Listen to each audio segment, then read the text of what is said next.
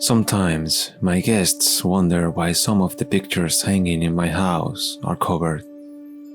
I guess this story will answer the question. I arrived in the village at the beginning of September. Given the events that took place there, I think it is necessary to omit its name. I will say that around 600 people lived there at the time, and that it is located somewhere in the middle of Spain. Until then, I had lived in Madrid. The reason for moving was none other than to help my uncle in his bar. I was 24 years old. Acclimatizing to the rural environment was easier than expected. I had always had a restless mind, and it never allowed me to be bored. I could consider myself lucky. My uncle owned the only color television in the whole village. However, there was no phone at home, and so I had promised my parents that I would send them letters frequently. I would have kept my promise if I hadn't had to leave so soon. The Sunday Mass seemed to multiply the population, who gathered fervently in front of the church. In those crowds, I met some young people. I had already seen a couple of them at the bar. The group of friends consisted of 4 guys and 1 girl. I saw something special in her. They introduced themselves and let me know that the girl's name was Elisa. I was also told that she didn't introduce herself because she was mute. It didn't take long for me to be part of the group. We used to meet in the afternoons at the bar. I often looked at Elisa.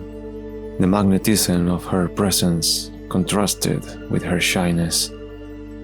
She had short, straight hair, and the shape of her eyes hinted at an Eastern origin. Her smile would be beautiful if she didn't have the unfortunate habit of covering it with her hands. The boys told me that she had also arrived in the village a few months ago, and that she was unaware of many customs. A few times I walked together with Elisa. She wouldn't let a plant pass without caressing it, and had a special touch with animals.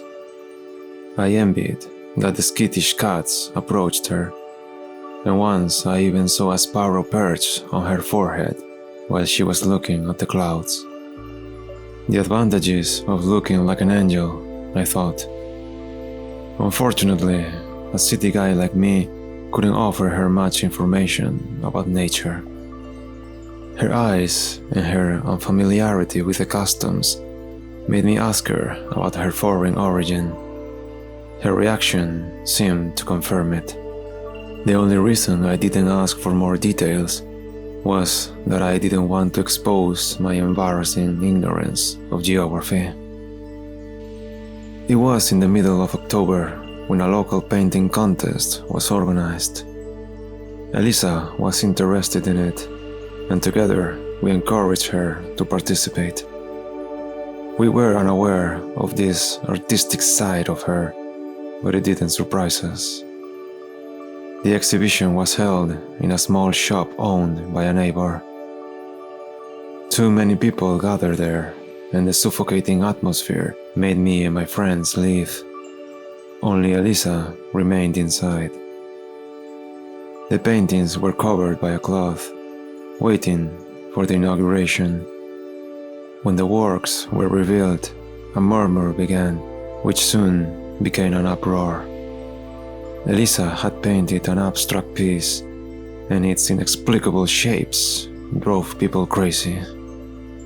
Those present moved away from her while they pointed at and insulted her. The village priest denounced her as a monster and demanded violence. The neighbors allowed themselves to be carried away by his guttural, religious voice. Elisa ran past us. We still didn't understand the confusion. However, We acted quickly when we noticed the aggressiveness of the people and blocked the door with our bodies.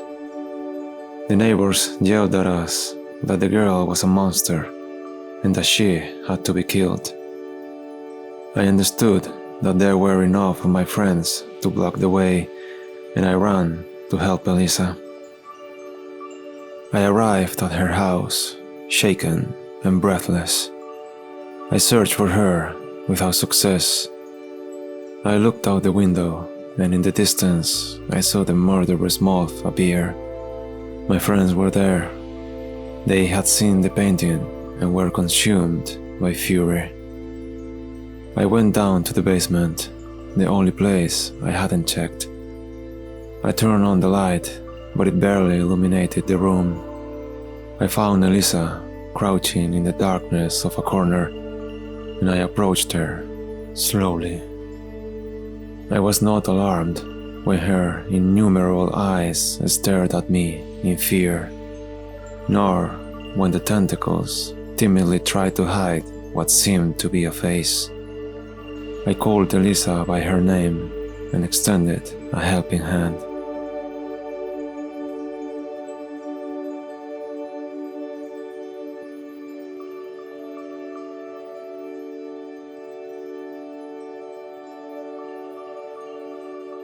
I hope you enjoyed this video.